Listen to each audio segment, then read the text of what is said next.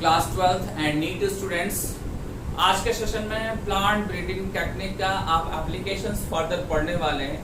Previous session में मैंने आपको प्लांट ब्रीडिंग टेक्निक के एप्लीकेशंस में डिजीज रेजिस्टेंस प्लांट का बेसिक इंफॉर्मेशन दिया था। डिजीज रेजिस्टेंस प्लांट का बेसिक इंफॉर्मेशन में मैंने आपको बताया था कि क्यों बनाते हैं ऐसा प्लांट, मतलब कि डिजीज रेजिस्टेंस प्लांट्स हम क्यों बनाते हैं और इसका बेसिक कॉन्सेप्ट क्या है वो मैंने आपको बताया था। और इसी टॉपिक को मैं आज फर्दर कंटिन्यू करने वाला हूँ। ठीक है, कंटिन्यू करने से पहले मैं एक बार प्रीवियस सेशन को कनेक्ट करूंगा। प्रीवियस सेशन में मैंने आपको बताया था कि प्लांट ब्रीडिंग बेस्ड जो एग्रीकल्चर है वो ट्रेडिशनल फार्मिंग से क्यों बेटर है। ठीक है, इसका आंसर ये है कि जो आपका प्लांट ब्रीडिंग बेस्ड एग्रीकल्चर है उसके थ्रू आप प्रोडक्ट्स को ज्यादा बना सकते हैं, मतलब कि आप क्वांटिटी बढ़ा सकते हैं क्रॉप की या क्रॉप प्रोडक्ट्स की क्वांटिटी बढ़ा सकते हैं, साथ ही साथ आप क्वालिटी भी चेंज कर सकते हैं। ठीक है, मतलब कि क्वालिटी और क्वांटिटी दोनों आप इंक्रीज कर रहे हैं प्लांट ब्रीडिंग टेक्निक के थ्रू, और ऐसा अगर है तो हमारे लिए ये बेटर है। ठीक है, और आपको ये भी बताया था प्रीवियस सेशन में कि प्लांट ब्रीडिंग टेक्निक का यूज जो है ग्रीन रेवोल्यूशन में हुआ था और हमको बहुत सारा इससे बेनिफिट भी मिला था। ठीक है, कुछ एग्जांपल्स भी थे, कुछ डेटा थे। आपने अगर आपको याद होगा मेरा प्रीवियस सेशन, तो मैंने आपको बताया था कि 1960 से 2000 के बीच में जो व्हीट और राइस की प्रोडक्टिविटी है वो सडनली इंक्रीज हो गया। ठीक है, इंक्रीज इसलिए हुआ था क्योंकि वो 1960 में से लेकर और 2000 तक हम लोगों ने प्लांट ब्रीडिंग टेक्निक को अपनाया और उसको फॉलो किया, और फॉलो करने के बाद से क्या होगा, प्रोडक्ट इंक्रीज कर गया। ठीक है, तो ये हमारे लिए क्या है, बेनिफिशियल हमारे लिए।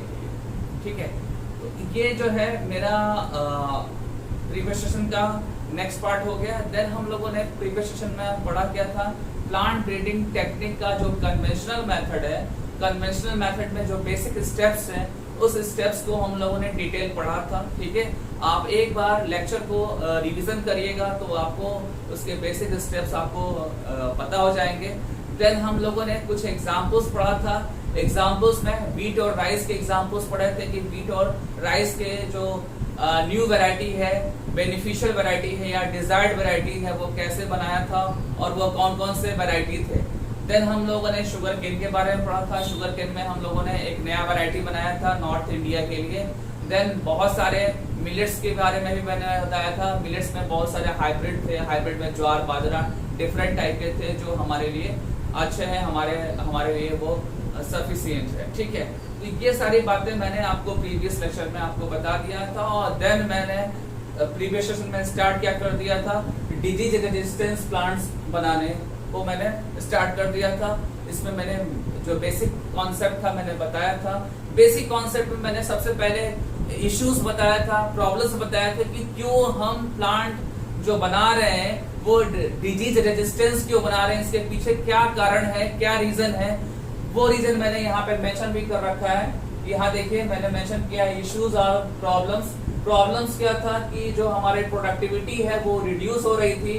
प्रोडक्टिविटी इसलिए रिड्यूस हो रही थी क्योंकि पैथोजेंस जो है वो प्लांट्स में इन्फेक्शन कॉज कर रहे थे। प्लांट्स में पैथोजेंस इन्फेक्शन कॉज करने से प्लांट की प्रोडक्टिविटी रिड्यूस हो रही थी।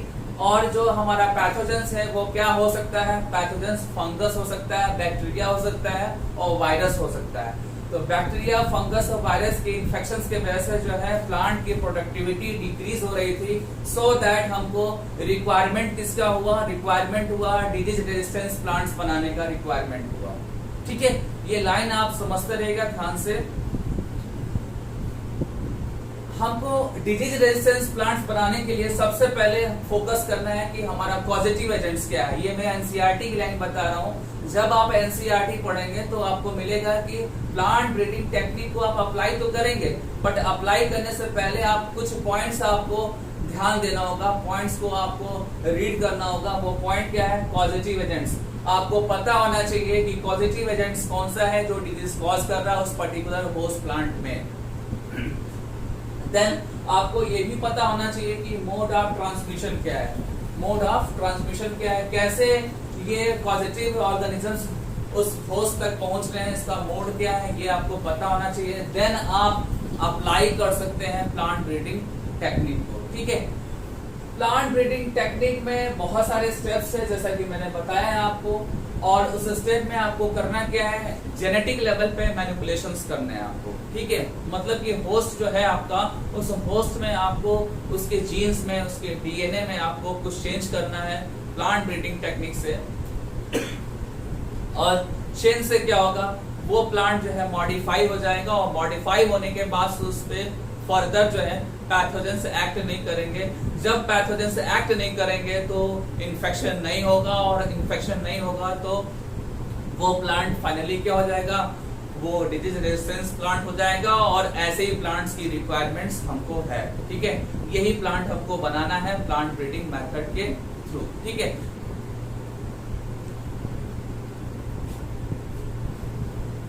प्लांट ब्रीडिंग टेक्निक के थ्रू डिजीज रेजिस्टेंस प्लांट्स बनाने के दो मेथड एनसीईआरटी में मेंशन है। सबसे पहले जो मेथड है वो क्या है आपका, कन्वेंशनल ब्रीडिंग टेक्निक मेथड है, और सेकंड आपका क्या है, म्यूटेशनल ब्रीडिंग टेक्निक है। ये दोनों मेथड एनसीईआरटी में दिए गए हैं, और इसकी जो हेडिंग है वो क्या है, method of breeding of disease resistance. ये एनसीईआरटी की हेडिंग्स मैंने एज इट इज यहाँ मेंशन कर रखा है, क्योंकि आपको एनसीईआरटी भी फॉलो करना है। इसमें सबसे पहले हम डिस्कस करेंगे कन्वेंशनल ब्रीडिंग टेक्निक को, और इसको डिस्कस करने के पहले इसको, इसके स्टेप्स को मैं बताऊंगा। स्टेप्स वही स्टेप्स हैं जो आपने पहले प्लांट ब्रीडिंग टेक्निक के या प्लांट ब्रीडिंग प्रोग्राम में जो आपने पढ़ा था ऑलरेडी। जो मेरा प्रीवियस वीडियो है, उस प्रीवियस वीडियो में आप देखिएगा, मैंने प्लांट ब्रीडिंग प्रोग्राम्स हेडिंग में आपको कुछ मैंने स्टेप्स बताए थे, वही स्टेप यहाँ पे है। और ये सारे के सारे स्टेप्स जब आप फॉलो करेंगे तो आपको एक नया प्लांट का वैरायटी मिलेगा। इस स्टेप में सबसे पहले जो स्टेप है आपका क्या है, screening germplasm for resistance source. Second आपका क्या है, hybridisation of selected parents. Third है selection and evaluation of the hybrids. Fourth क्या है, testing and release of new varieties. ठीक है, तो ये आपके क्या है, ये स्टेप्स है कन्वेंशनल ब्रीडिंग टेक्निक के। ठीक है, मैं फिर से बता रहा हूँ कि ये जो भी स्टेप है ये प्लांट ब्रीडिंग प्रोग्राम्स के ही स्टेप्स हैं, वही स्टेप्स हैं, और इसमें कोई चेंज नहीं है। और उस स्टेप में सबसे पहले आप क्या करते हैं, जर्मप्लाज्म का कलेक्शन करते हैं। क्या करते हैं, जर्मप्लाज्म का कलेक्शन आपको ऑलरेडी बता दिया था। मैंने बताया था कि जो भी आपका डिजायर्ड प्लांट्स होगा, ठीक है, उसको बनाने के लिए डिजायर्ड प्लांट्स मतलब कि जो क्वालिटी आप चाहते हैं, जो क्वालिटी आप चाहते हैं उस क्वालिटी वाले प्लांट्स को बनाने के लिए एक आपको क्या चाहिए, एक ऐसा सोर्स चाहिए जिस सोर्स के अंदर वो सारे जीन्स प्रेजेंट हो। ठीक है, जैसे कि कोई ए आपने प्लांट लिया और ए प्लांट के अंदर आपके डिजायर्ड की सारी क्वालिटी है, तो उस ए प्लांट का या तो सीड आप कलेक्ट कर लेंगे या तो उसके किसी टिश्यूज को आप कलेक्ट करके स्टोर कर लेंगे, और वही क्या होगा, आपका जर्मप्लाज्म कलेक्शन होगा। और उस सीड का या उसके उस टिश्यूज का क्रॉस आप और दूसरे किसी प्लांट से करेंगे, और वो दूसरा प्लांट कैसा होगा जिसके अंदर वो क्वालिटी नहीं है, उस प्लांट के अंदर ये क्वालिटी आपको ऐड करनी है। ठीक है, और ऐसा तभी होगा जब दोनों के बीच में क्रॉस होगा, एक डिफिशियंट होगा और एक जो होगा वो जिसके अंदर वो क्वालिटी या वो प्रॉपर्टी होगी। इन दोनों के बीच क्रॉस करके हाइब्रिडाइज करा के एक न्यू प्लांट्स बनाएंगे। लेकिन आपको पता है कि जब आप क्रॉस और हाइब्रिडाइजेशन करा देते हैं, ठीक है, देन आपको 100% रिजल्ट नहीं मिलता है, रिजल्ट्स बहुत कम होता है। मैंने प्रीवियस लेक्चर में आपको बताया था कि 1000 अगर क्रॉस करा रहे हैं तो चांसेस है 1 के, या 100 करा रहे हैं तो चांसेस क्या है 1 के हैं। तो मतलब जो आपका जो डिजायर्ड टारगेट है मटेरियल है वो आपको बहुत कम मिलने वाला है, और उसी का हम क्या करेंगे, स्क्रीनिंग करेंगे। क्या करेंगे, स्क्रीनिंग। आप देखिए यहाँ पे वर्ड यूज किया गया है सिलेक्शन एंड इवैल्यूएशन। मतलब कि आप जब प्लांट को क्रॉस कराते हैं तो क्रॉस कराने के बाद से आपको जो परफेक्ट प्लांट है उसमें जो करेक्ट रिजल्ट जिसको बोलेंगे, वो करेक्ट रिजल्ट को आपको क्या करना होगा, सेलेक्ट करना होगा, और सेलेक्ट करके उसको इवैल्यूएट करना होगा। इवैल्यूएशन का मतलब उसका सेल्फ पॉलिनेशन करना होगा, सेल्फ क्रॉस करना होगा, और चेक करना होगा कि उसकी जो है क्वालिटी मेंटेन है या नहीं है। अगर कोई चेंज आ गया इसका मतलब कि वो बेकार है, अगर वो कांस्टेंट है जनरेशन टू जनरेशन तो वो हमारा क्या है, डिजायर्ड टारगेट हाइब्रिड प्लांट्स है। डिजायर्ड हाइब्रिड टारगेट प्लांट है और यही आगे आपको यूज करना है। इसी से आपको फर्दर प्रोडक्ट्स बनाने हैं, इसी को आपको मार्केट में लॉन्च करना है, इसी को रिलीज करना है। यही मैंने आपको प्लांट ब्रीडिंग प्रोग्राम्स टेक्निक में बताया था। एक बार वो वीडियो जरूर देखिएगा, उसी चीज को मैं आज आपके सामने शॉर्ट में बताया है। ठीक है, एक कन्वेंशनल ब्रीडिंग टेक्निक स्टेप्स मैंने आपको बता दिया और स्टेप में सब कुछ अच्छा है, बट एक प्रॉब्लम है जो एनसीईआरटी ने मेंशन किया है। वो प्रॉब्लम एक्चुअली क्या है कि जब आप जर्म प्लाज्म कलेक्शन करते हैं, मतलब कि जब आप डिजायरेबल जीन्स की बात करते हैं, तो डिजायरेबल जीन्स वाले जो प्लांट्स हैं, वाइल्ड वैरायटी वाले या क्रॉप जो अच्छे वैरायटी वाले जो प्लांट्स हैं, उनका जो है लिमिटेड अमाउंट में उनकी इंफॉर्मेशन हम लोगों के पास है। ठीक है, वो लिमिटेड अमाउंट में भी है और अगर है भी तो हमको पता नहीं है कि कितने अमाउंट्स में है वो। ठीक है, तो ये एक प्रॉब्लम है और ऐसा अगर है तो इसके लिए हमको क्या करना होगा, एक अल्टरनेट जो है एक कोई ऑप्शन सर्च करना होगा और ऑप्शन सर्च करके हमको कन्वेंशनल ब्रीडिंग टेक्निक को सक्सेसफुल बनाना है। ठीक है, तो ऑप्शन जो है जब सर्च हुआ, साइंटिस्ट ने सर्च किया तो ऑप्शन जो निकला वो क्या निकला, इंड्यूस्ड म्यूटेशन का। इंड्यूस्ड म्यूटेशन के थ्रू जो है हम इस प्रॉब्लम को ओवरकम कर सकते हैं। प्रॉब्लम क्या था, मैं फिर से रिपीट कर रहा हूँ, प्रॉब्लम ये है कि जो हमारा डिजायरेबल जीन्स वाले प्रोडक्ट हैं या मटेरियल्स हैं, उनका लिमिटेड अमाउंट्स या अमाउंट अगर है भी तो हमको पता नहीं है कि वो कितने नंबर में है वो। ठीक है, इसी प्रॉब्लम को, इसी इशू को हम सॉर्ट आउट करेंगे इंड्यूस म्यूटेशन प्रोसेस के थ्रू। और इंड्यूस म्यूटेशन प्रोसेस यहाँ पे जो है वो कन्वेंशनल का ही पार्ट है, इसमें आपको कंफ्यूजन नहीं होना चाहिए। ठीक है, बिकॉज जो नेक्स्ट आपका टॉपिक है वो उसका जो नेम है वो क्या है, म्यूटेशन ब्रीडिंग मेथड है। उसमें भी म्यूटेशन टर्म यूज किया गया और यहाँ पे भी म्यूटेशन टर्म यूज किया गया है। दोनों में वर्ड तो सेम है बट दोनों में डिफरेंस है कि ये जो है इंड्यूस म्यूटेशन जो अभी बताने वाला हूँ ये एक्चुअली में कन्वेंशनल का ही पार्ट है। कन्वेंशनल मेथड को जब हम फॉलो कर रहे थे तो एक प्रॉब्लम आया तो हमने ये पाथवे सेलेक्ट किया जैसा कि एनसीईआरटी में मेंशन है। और जैसे ये आपको बता दूंगा तो इसके बाद नेक्स्ट हेडिंग होगा वो होगा आपका म्यूटेशनल ब्रीडिंग मेथड होगा। ठीक है, वो एक सेपरेट मेथड है और ये एक सेपरेट मेथड मतलब कि कन्वेंशनल ब्रीडिंग का ही ये पार्ट है। ठीक है, अब आते हैं इस पे, इसको भी थोड़ा फोकस करते हैं।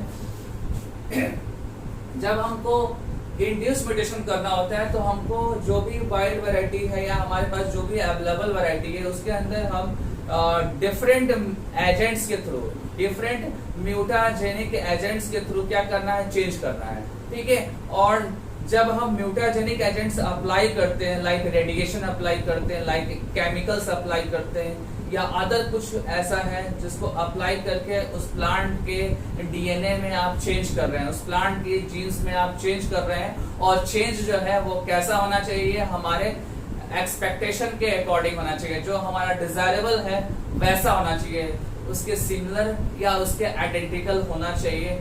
और जब हम म्यूटेशन कराते हैं या म्यूटाजेनिक एजेंट्स को अप्लाई करते हैं तो दो तरह के रिजल्ट्स आते हैं। एक रिजल्ट आता है परफेक्ट और एक होता है इम्परफेक्ट। एक में रिजल्ट एग्जैक्ट आएगा और एक में अप्रॉक्स रिजल्ट आएगा, क्योंकि जो आपने म्यूटाजेनिक एजेंट्स अप्लाई किया है वो मे भी एग्जैक्ट चेंज कर दे, एग्जैक्ट आपको जीन में मैनिपुलेशन कर सके, और कभी कभी ऐसा होता है कि एग्जैक्ट नहीं कर सकता है। आपको पहले भी मैंने बताया था कि जब हम कोई भी एक्सपेरिमेंट लेबोरेटरी में करते हैं तो उसके 100% चांसेस नहीं होते हैं। कभी कभी चांस पॉजिटिव रहता है और कभी कभी नेगेटिव भी होता है।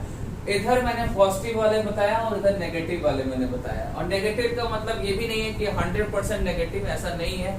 मे भी कुछ 20, 30, 40, 50% कुछ परफेक्ट हो और रिमेनिंग इम्परफेक्ट हो, तो वो रिजल्ट हमने यहाँ पे रखा। ठीक है, और जो एग्जैक्ट मिलेगा रिजल्ट यहाँ पे रखा। एग्जैक्ट रिजल्ट का एडवांटेज है क्या, उसको समझिए आप। एग्जैक्ट जो रिजल्ट आएगा उसका एडवांटेज है कि उसको डायरेक्टली आप मल्टीप्लाई कर सकते हैं, उसको लेकर आप डायरेक्टली आप उसको ग्रो करा सकते हैं, उसका सेल्फ पॉलिनेशन करा सकते हैं, उसमें फर्दर किसी भी मैनिपुलेशंस की रिक्वायरमेंट्स नहीं है। आप देखिए मैंने यहाँ लिखा है एग्जैक्ट रिजल्ट्स देन लिखा मैंने have desirable genes being identified, मतलब कि एग्जैक्ट वही चीज मिला जो आपको चाहिए था। और देन आप क्या करेंगे, मल्टीप्लाई कर देंगे इसको आप, और मल्टीप्लाई जब करेंगे तो आपको यहाँ पे मैंने मेंशन किया है कि डायरेक्टली मल्टीप्लाई करेंगे, आपको फर्दर यहाँ किसी भी मैनिपुलेशंस की रिक्वायरमेंट्स नहीं है। तो ये एक पार्ट है, ठीक है। ये पार्ट किसका है, इंड्यूस म्यूटेशन का है, और इंड्यूस म्यूटेशन किसका पार्ट है, कन्वेंशनल ब्रीडिंग का है, ठीक है। अब आते हैं फिर से अप्रॉक्स रिजल्ट जब मिलेगा तो क्या करेंगे, अप्रॉक्स रिजल्ट मिलेगा तो हमको फर्दर अदर मैनिपुलेशंस की रिक्वायरमेंट्स होगी, और आप अदर मैनिपुलेशंस जब करेंगे वो प्लांट ब्रीडिंग टेक्निक के थ्रू करेंगे। एनसीईआरटी में जो अदर प्लांट ब्रीडिंग टेक्निक के मेथड्स जो है मेंशन है वो क्या है, Soma, clonal variants and genetic engineering. ये जो आपके मेथड है प्लांट ब्रीडिंग के कुछ मेथड है, एडवांस मेथड है, और इसको अप्लाई करके आप फर्दर चेंज कर सकते हैं। और यही एनसीईआरटी का इंफॉर्मेशन है, इसके लिए इंफॉर्मेशन है कन्वेंशनल ब्रीडिंग टेक्निक के थ्रू, ठीक है। इसके बाद जो नेक्स्ट टेक्निक है आपका वो है म्यूटेशन ब्रीडिंग टेक्निक है, इसको आगे हम पढ़ते हैं। कन्वेंशनल प्लांट ब्रीडिंग के बाद जो नेक्स्ट जो है मेथड है वो है आपका म्यूटेशन ब्रीडिंग टेक्निक है। म्यूटेशन ब्रीडिंग टेक्निक में आपको बेसिक सारी चीज़ें वही है। बेसिक ये है कि जो होस्ट होगा वो क्या होगा, पैथोजन सब्सटेबल होगा, मतलब पैथोजन उस पर एक्ट करेगा, पैथोजन उस पर डिजीज कॉज करेगा, और पैथोजन्स को डिजीज कॉज करने से प्रिवेंट करना है तो हम क्या करेंगे, म्यूटेजेंट्स का यूज़ करेंगे, मतलब बहुत सारे म्यूटेशन कॉज करने वाले एजेंट्स का यूज़ करेंगे। मैंने यहाँ पे व्हाइट बोर्ड पे मेंशन कर रखा है, यहाँ आप देखो, यहाँ पे मेंशन मैंने किया है सब्सटेबल होस्ट प्लांट, मतलब कि ये वो प्लांट होगा जिसके अंदर जो है पैथोजेंस डिजीज कॉज कर सकता है, ठीक है। तो इसके अंदर कौन सा पैथोजन डिजीज कॉज कर सकता है, यहाँ पे ध्यान दीजिए, पैथोजेंस में आपका वायरस हो सकता है, ठीक है, वायरस हो सकता है, फंगस हो सकता है, बैक्टीरिया हो सकता है।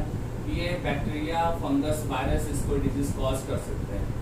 तो इसके अंदर क्या करना होगा, आपको चेंज करना होगा, ठीक है। तो यहाँ मैंने मेंशन किया require change in the genes. Change कहाँ करेंगे, जीन्स पे करेंगे, और चेंज कैसे करेंगे आप, चेंज आप म्यूटाजेनिक एजेंट्स के थ्रू करेंगे। यहाँ पर मैंने मेंशन किया है कि म्यूटाजेनिक एजेंट्स जब आप अप्लाई करेंगे प्लांट्स में, ठीक है, तो इसके अंदर क्या हो जाएगा, म्यूटेशन हो जाएगा, और आफ्टर म्यूटेशन जो है हमको क्या मिलेगा, डिजीज रेजिस्टेंस प्लांट्स मिलेंगे। क्या मिलेंगे, डिजीज रेजिस्टेंस प्लांट मिलेंगे।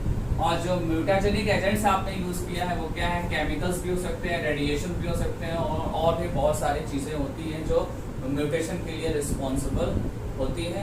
उनके थ्रू जो है होस्ट में हम क्या करेंगे, हम म्यूटेशन कॉज करेंगे, और म्यूटेशन जब चेंज कॉज म्यूटेशन आप कराएंगे तो उसमें होगा क्या कि होस्ट का जो डीएनए है या जेनेटिक कंस्टिट्यूएंट्स है, उस जेनेटिक कंस्टिट्यूएंट्स में चेंज आएगा, और चेंज आएगा तो हमको फर्दर क्या मिलने वाला है, एक न्यू वैरायटी मिलने वाली है, और जो न्यू वैरायटी होगी वो एक्चुअली में क्या होगी, डिजीज रेजिस्टेंस वैरायटी होगी, ठीक है। तो इस तरीके से हम म्यूटेशन ब्रीडिंग टेक्निक को हमने लोगों ने पढ़ लिया, और इसका एक एग्जाम्पल है एनसीईआरटी में आपके सामने मैंने यहाँ मेंशन कर रखा है। एनसीईआरटी का एग्जाम्पल है, बहुत ही ज़्यादा इम्पोर्टेंट है, मक बीन्स जो बोलते हैं, और ये जो बीन्स है ये वायरस से भी इसको इन्फेक्शन होता है, और पाउडरी मिल्ड्यू से भी इसके अंदर इन्फेक्शन होता है, ठीक है।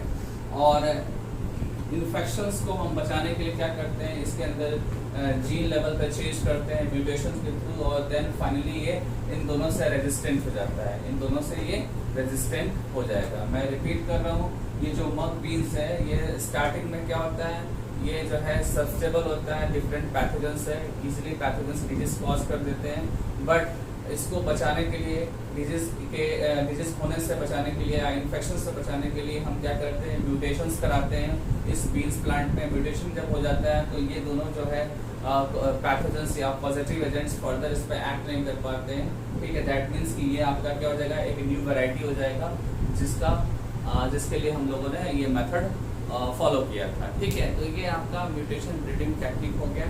अब इसके बाद जो हम पढ़ने वाले हैं वो एक स्पेशल केस स्टडी है, ध्यान दीजिएगा, वो क्या है, केस स्टडी है। म्यूटेशन ब्रीडिंग टेक्निक और उसके एग्जाम्पल के बाद जो नेक्स्ट हमारा टॉपिक है वो है केस स्टडी बेस्ड है। केस स्टडी बेस्ड में आपको एक केस स्टडी पढ़ना है। जैसे मैं आपको बता रहा हूँ कि कोई एक आपका प्लांट है, और ये प्लांट जो है मैं दिखा रहा हूँ आपको, मार्कर यहाँ पे मैंने प्लांट कंसीडर कर रखा है। ये प्लांट जो है ये डिजीज रेजिस्टेंस प्लांट है सपोज करिए, बट इसकी जो यील्ड होगी, इसकी प्रोडक्टिविटी होगी वो लो होगी। और ये एक दूसरा प्लांट है जिसका यील्ड ज़्यादा है बट ये डिजीज रेजिस्टेंस नहीं है। तो दोनों के बीच हम अगर क्रॉस करा दें और क्रॉस करने के बाद जो प्रोडक्ट मिलेगा वो प्रोडक्ट मतलब कि वो जो वैरायटी मिलेगी वो वैरायटी के अंदर क्या होगी, दोनों एबिलिटी होगी। दोनों का मतलब ये है कि वो डिजीज रेजिस्टेंस भी होगा और साथ ही साथ वो उसकी यील्ड भी हाई होगी। और ये एग्जांपल एनसीईआरटी में मेंशन है। एनसीईआरटी में आप देखिए एक एग्जांपल है भिंडी का। भिंडी जो आप खाते हैं, ठीक है, भिंडी का बोटेनिकल जो नेम है वो क्या है, एबेलमस्कस एस्कुलेंथस, ठीक है, ये एक इसका बोटेनिकल नेम है। और ये जो वैरायटी है ये डिजीज रेजिस्टेंस वैरायटी है और इसका यील्ड जो है लो है। तो इसकी यील्ड को हाई करने के लिए क्या किया है, एनसीईआरटी ने एक वाइड वैरायटी ले रखा है और वाइड वैरायटी की जो यील्ड है हाई है। इन दोनों के साथ क्रॉस कराया है और जो क्रॉस कराने के बाद से एक न्यू वैरायटी डेवलप हुआ है। वो न्यू वैरायटी का जो नेम है वो क्या है, प्रभानी क्रांति है। क्या है, प्रभानी क्रांति है। और यही हमारा क्या है वो वैरायटी है जिसके अंदर जो है यील्ड भी हाई होगी और आपका डिजीज रेजिस्टेंस भी होगा ये, ठीक है। तो ये एनसीईआरटी का एक केस स्टडी हो गया। और आपको बताऊं कि आपको एनसीईआरटी का एक चार्ट आज शेयर करूंगा वीडियो के साथ ही, वो होगा। उस चार्ट को आप नोट करेंगे। टेबल नंबर 9.1 है और एक टेबल नंबर 9.2 है। ये दो चार्ट है। जो फर्स्ट चार्ट होगा आपका डिजीज रेजिस्टेंस प्लांट्स का चार्ट होगा और जो सेकंड चार्ट होगा आपका वो होगा इंसेक्ट रेजिस्टेंस प्लांट का। इन दोनों चार्ट को आप पॉज करके आप नोट करेंगे, ठीक है, और लेक्चर वीडियो को आप प्रॉपर और कंप्लीट बनाएंगे, ठीक है। ये मैंने अभी तक जो भी पढ़ाया वो क्या पढ़ाया मैंने कि कैसे हम डिजीज रेजिस्टेंस प्लांट्स बनाएंगे, ठीक है। इसके बाद हम कुछ और भी एप्लीकेशंस पढ़ने वाले हैं।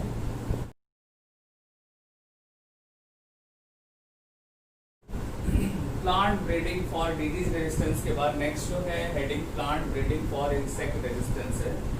इस हेडिंग में आपको सबसे पहले बताऊं कि जब इंसेक्ट और पेस्ट जो है प्लांट पर एक्ट करते हैं तो प्लांट्स को हार्म पहुंचाते हैं। प्लांट के बहुत सारे प्रोडक्ट्स को वो खाते हैं, उनको हार्म पहुंचाते हैं और लार्ज स्केल में मतलब यील्ड को डिक्रीज करते हैं, ठीक है। और इसको क्या करना है, इसको हमको प्रिवेंट करना है। एनी हाउ हमको यील्ड को जो है वो मेंटेन करना है। यील्ड हमारी मेंटेन होनी चाहिए क्योंकि उसका रिलेशन मैंने बताया था कि पॉपुलेशन से और इकोनॉमी से उसका रिलेशन है, ठीक है। तो इसको कैसे हम मेंटेन करेंगे, इंसेक्ट से कैसे रेजिस्टेंस प्लांट्स बनाएंगे, तो उसके लिए मैं आपको बताऊं कि दो मेथड एनसीईआरटी ने एक्सप्लेन किया है। एक मेथड आपका क्या है, मॉर्फोलॉजिकल मेथड है। मॉर्फोलॉजी में अगर प्लांट की मॉर्फोलॉजी में चेंज करते हैं और मॉर्फोलॉजी में चेंज होने से क्या हो जाए, प्लांट्स पे इंसेक्ट एक्ट ना करें और देन इंसेक्ट प्लांट्स को हार्म नहीं पहुंचाएंगे, ठीक है। तो फर्स्ट मेथड ये हो गया। सेकंड मेथड है आपका बायोकेमिकल और फिजियोलॉजिकल मेथड। बायोकेमिकल और फिजियोलॉजिकल मेथड में क्या है कि बायोकेमिस्ट्री में, प्लांट की बायोकेमिस्ट्री में या उसकी फिजियोलॉजी में कुछ ऐसा चेंज कर दें कि इंसेक्ट आए और उस पर एक्ट ना करें, ठीक है। इंसेक्ट आए और इस पर एक्ट ना करें।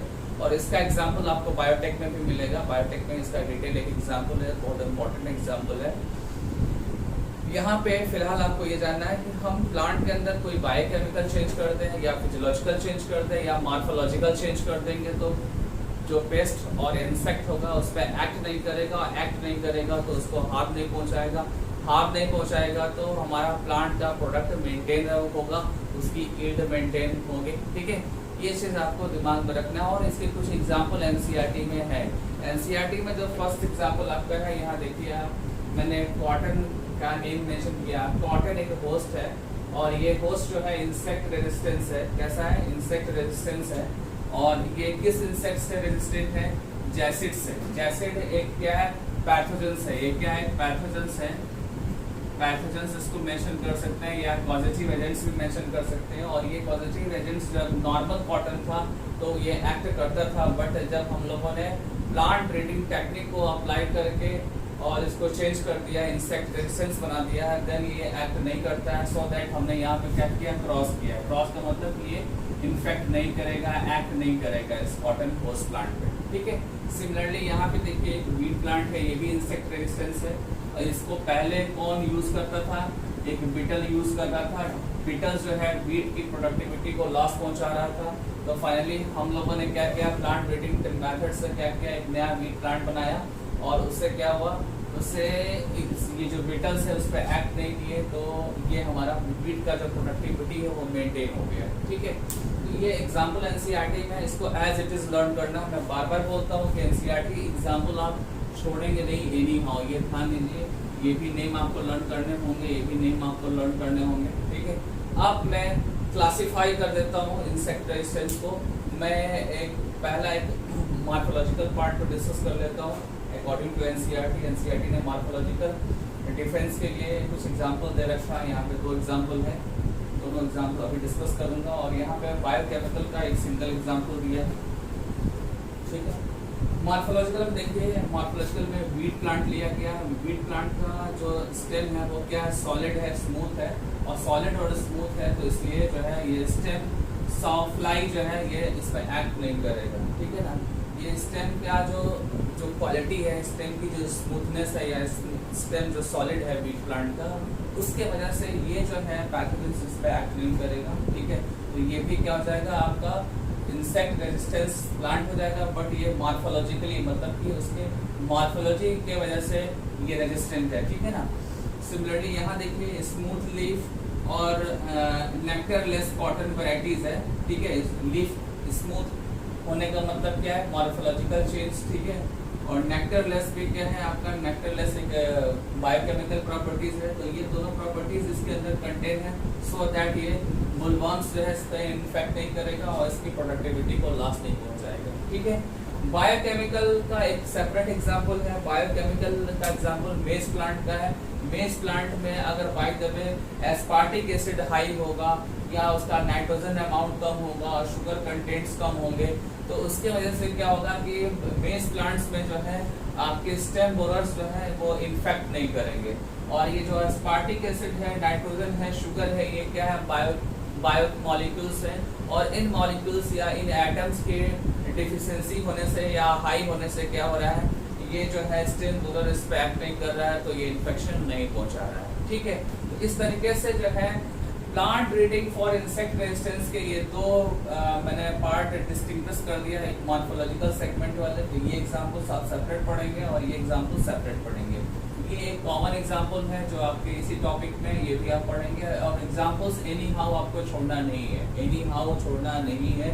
मैं बार बार व्हाइट बोर्ड से बाहर आ जाता हूँ इसलिए क्योंकि आप पूरा नोट कर सकें। जब भी आप मेरे बोर्ड को देखें तो उसमें जो भी पॉइंट्स हैं आप पॉज करके वीडियो को, इसको प्रॉपर आप नोट्स बनाएंगे। और मैं बताऊं कि ये जो चैप्टर है आपका, ये चैप्टर लेंदी है। ठीक है, लेंदी इन सेंस कि इसमें हिस्ट्री टाइप की इंफॉर्मेशन है। ठीक है, तो मतलब आपको बहुत ज़्यादा इसमें टफ और लॉजिकल चीज़ें नहीं मिलेंगी। आपको इसमें बहुत ज़्यादा प्रोसीजर बेस्ड कुछ नहीं मिलने वाला है। थोड़े थोड़े बीच बीच में प्रोसीजर हैं और रेस्ट जो है आपके क्या इंफॉर्मेशन है और कंटेंट्स हैं। अगर आपने कंटेंट्स और इंफॉर्मेशन प्रॉपर नोट नहीं किया तो आपको एग्जाम के टाइम पे प्रॉब्लम होगी। इसलिए आप अच्छे से इसको नोट करिए, ज़्यादा से ज़्यादा आप क्लासीफाई करके नोट्स करिए, उसको डिस्टिंग्विश करके नोट्स करिए, क्योंकि आप जब रिवीजन करेंगे तो इजीली आप रिवाइज कर सकते हैं नोट्स को। ठीक है, मेरी बात को ध्यान दीजिए आप। ये जो भी मैंने आपको एग्जाम्पल्स बताया प्लांट ब्रीडिंग इंसेक्ट रेजिस्टेंस में, ये एग्जाम्पल्स को अचीव करने के लिए आपको क्या करना होगा, प्लांट ब्रीडिंग टेक्निक को अप्लाई करना होगा। जैसा कि आपने प्रीवियस आपने टॉपिक पढ़ा था डिजीज रेजिस्टेंस के लिए या हाई यील्ड करने के लिए, आपने जो भी टॉपिक पढ़ा था, मतलब कि मैं बात कर रहा हूँ प्लांट ब्रीडिंग प्रोग्राम्स की, वही प्लांट ब्रीडिंग प्रोग्राम्स के सारे स्टेप्स और प्रोसीजर यहाँ पे भी फॉलो करने होंगे। इसमें फॉलो करने होंगे plant breeding for insect resistance में आपको फॉलो करने होंगे। वही स्टेप्स आप फॉलो करेंगे तो यहाँ पे फाइनली आपको क्या मिल जाएगा, आपको इंसेक्ट रेजिस्टेंस प्लांट्स मिल जाएंगे। और मैं आपको बता दूं आपके एनसीईआरटी में टेबल नंबर 9.2 पे इंसेक्ट रेजिस्टेंस प्लांट की जो है क्रॉप, उसकी वैरायटी और वो पैथोजेंस के नेम मेंशन है। आपको वो जो है पेज में शेयर करूंगा इस वीडियो के साथ। और आपको क्या करना है, टेबल नंबर 1 और 9.1 और 9.2 दोनों को ध्यान से आपको लर्न करना है, वीडियोस पॉज करके इसको नोट करना है। इंसेक्ट वाले अलग टेबल है और डिजीज रेजिस्टेंस वाले अलग टेबल है। सबसे पहले आपको मिलेगा डिजीज रेजिस्टेंस का टेबल वीडियोस में, उसको आपको लर्न करना होगा और फिर आपको मिलेगा इंसेक्ट रेजिस्टेंस का पूरा टेबल मिलेगा, वो आपको लर्न करना होगा। इस चैप्टर में आपको ज़्यादा से ज़्यादा आपको लर्न करना है, इसलिए रिवीजन ज़्यादा होना चाहिए। और रिवीजन करने का एक तरीका है कि आप ज़्यादा से ज़्यादा MCQ सॉल्व करिए। और अब आप MCQ सॉल्व कर सकते हैं। मैं आपको MCQ का सीट्स प्रोवाइड करूँगा, उसका PDF में शेयर करूँगा, उससे आप क्वेश्चन सॉल्व करेंगे। देन आज लेक्चर यहीं फिनिश करते हैं। नेक्स्ट लेक्चर में हम आएंगे इम्प्रूव्ड फूड क्वालिटी को लेकर, कैसे हम प्लांट ब्रीडिंग टेक्निक के थ्रू जो है फूड की क्वालिटी इम्प्रूव करेंगे। इस टॉपिक को हम आगे के लेक्चर में बताने वाले हैं। फिर आपका SCP एक टॉपिक होगा, फिर प्लांट टिश्यू कल्चर मेथड होगा। ये भी टिश्यू कल्चर मेथड थोड़ा इंटरेस्टिंग टॉपिक है। तो ऐसे कुछ टॉपिक्स हैं जो आपको आगे मैं बताने वाला हूँ। ठीक है, ओके, थैंक यू।